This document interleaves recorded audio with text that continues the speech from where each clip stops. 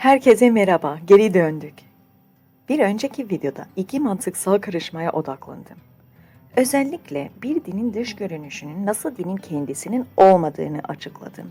Fakat o videodan sonra o kadar çok soru geldi ki 4 tane daha bölüm eklemeye karar verdim. Bugün başlangıç noktamız bir soru olacak. Kültürümüz dinimizden tam olarak nasıl farklıdır? Bunları ayırt edebilmek için kolay bir yol var mı? Bu soru bu videonun esin kaynağıdır. İki farklı dini örnek alarak başlayalım. İslam ve Hristiyanlık.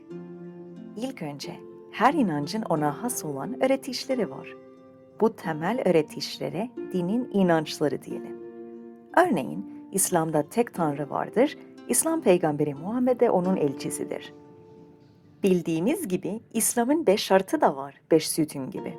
Tamam, diğer tarafa gelelim. Hristiyanlıkta ne var?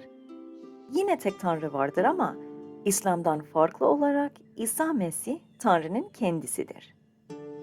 Peki tamam, ikinci seviyeye geçelim. İkinci seviyede bir dinin kuralları var.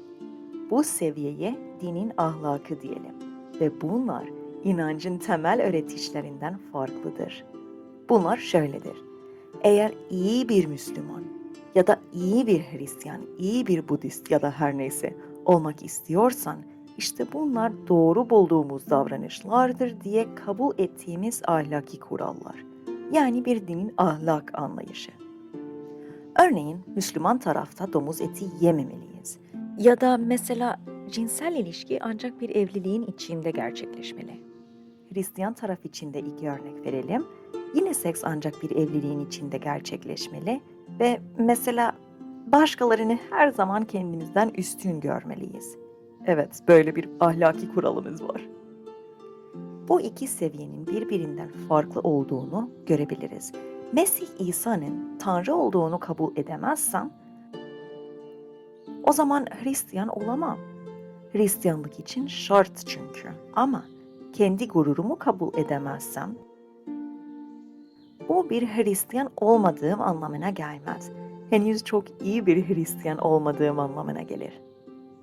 Her inanç sisteminde bu iki seviye vardır. İnanç sütunları ve dinlerin davranışsal ahlaki beklentileri. Şimdi, hepimizin tek bir gezegende yaşadığımız ve kültürlerin sürekli iç içe geçtiği gerçeği de var. Üçüncü bir seviyeye ihtiyacımız var. Kültür ya da şekil, tarz diyeceğimiz kırmızı bir seviye ekleyeceğiz. Hatta son videodan sonra birçok kişi hala elleri açık veya kapalı olarak dua etmemizin bizi ya Hristiyan ya da Müslüman yapabileceğini düşünüyordu. Fakat eller kapalı şeklinde dua etmek tek bir dine mi has yoksa genel bir davranış mıdır? Aslında bu davranışı dünyanın her köşesinde görüyoruz. Peki ya tam tersi olarak kimler açık ellerle dua ediyor? Bütün dinlerde ediliyor. Dolayısıyla bu ne özel bir dine has ne de bir dinin felsefesinden kaynaklanıyor. Kırmızı seviyede bulunan herhangi bir unsur, dini din kılan bir unsur asla olamaz. O sadece din ile ilişkilendirilmiş olan bir kılıftır. Bunun için bir benzetme yapalım. İsaoğlu ailesine ait olan bir kişi var. Bu kişiye Ali diyelim. Ali İsaoğlu hep kırmızı giyer. Bu durumda diyebiliriz ki Ali kırmızı giyen İsaoğlu aile üyesidir. Aynı şekilde diyebiliriz ki İsaoğlu ailesinde kırmızı giyen çocuğu bul, onun Ali olması gerekiyor. Bunları söylemek Ali'yi aynı zamanda hem İsaoğlularla hem de kırmızı kıyafetlerle ilişkilendirmek demektir. Ama diyemiyoruz ki Ali kırmızı giydiği için bir İsaoğlu'dur. Bu yanlış bir sebep-sonuç ilişkisi olurdu. Bir önceki videoda keşfettiğimiz gibi. İşimizi kolaylaştırmak için seviyeleri tek tek listeden silip ilerleyebiliriz. Diyelim ki bir eylemi çözmeye çalışıyoruz. Din mi, kültür mü diye. Dünyadaki tüm dinlerde o aynı eylemi görüyor muyuz? Görüyorsak eğer, belli bir dine özgü olamaz demektir ve sarı seviyeyi silebiliriz. İkinci seviyeye geçelim. İncelediğimiz eylemi dini bir ahlaki beklentiye bağlı olarak mı yapıyoruz?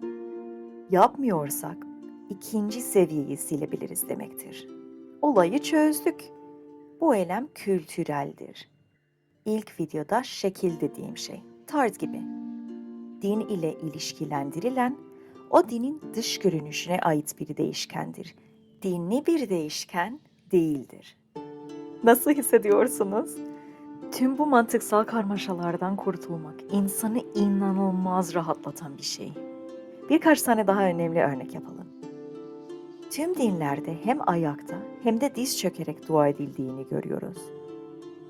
Dünyadaki her dinde bazen başörtüsü görüyoruz. Bazen hem erkekler hem de kadınlar için Yahudilerin ve Müslümanların yaptığı gibi, bazı din ve bölgelerde sadece erkekler için, bazen sadece kadınlar için, bazen karışık, bazen yaşa bağlıdır vesaire. Yani bir eylem bir dine bağlı olsa da o dinin inanç sisteminin bir parçası olmayabilir. Bazen olabilir tabii ki. Büyük bir tane daha yapalım. Tanrı için kullandığımız farklı unvanlar vardır. İmanda yeni olan bazı Hristiyanların Allah kelimesini kullanmayalım diye ısrar etmelerini duymuştum. İslam ile ilişkilendiriyorlar diye. Bunu iyice düşünelim. Tanrı ya da Allah dediğimizde bir varlığa hitap etmek için belli bir kelimeye başvuruyoruz.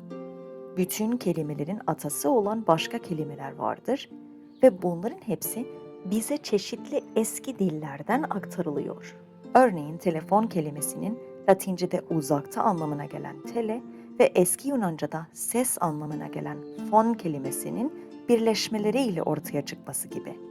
Yani telefon, telefon ya da telefono nedir?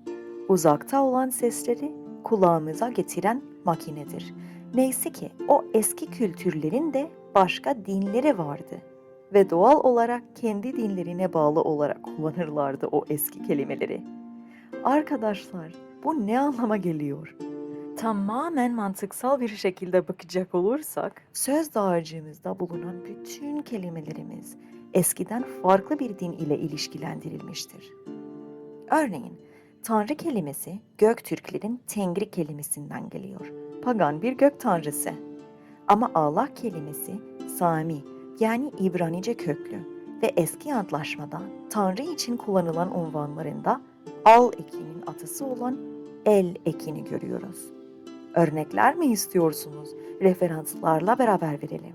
Tevrat'taki Yahve için kullanılan El Olam, El Gibor ve El Berit gibi isimleri görmekteyiz.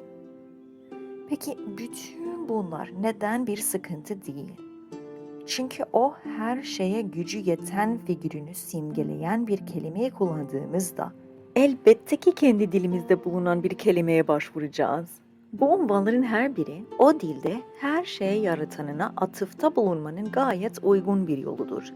Tıpkı babasına hitap eden bir Türk çocuğunun baba, bir İngiliz çocuğunun dad ve bir İspanyol çocuğunun papa demesinin uygun olacağı gibi. Yoksa Hristiyan Araplar Tanrı'dan konuşamazlar mı? Elbette Allah diyecekler. Arapçada bu kelime Tanrı demektir. Dolayısıyla kullandığımız hitap dildir, din değildir, yani kültürdür. Kültürümüz tıpkı dinimiz gibi kimliğimizin bir parçasını oluşturduğu için bazen din olarak algıladığımız başka kültürel öğeleri görüyoruz.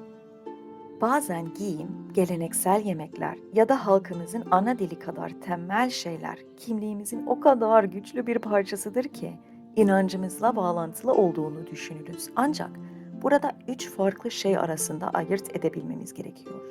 Bir dinin asıl inançlarını, o dinin davranışsal ahlaki beklentilerini ve o dinin dış görünüşünü.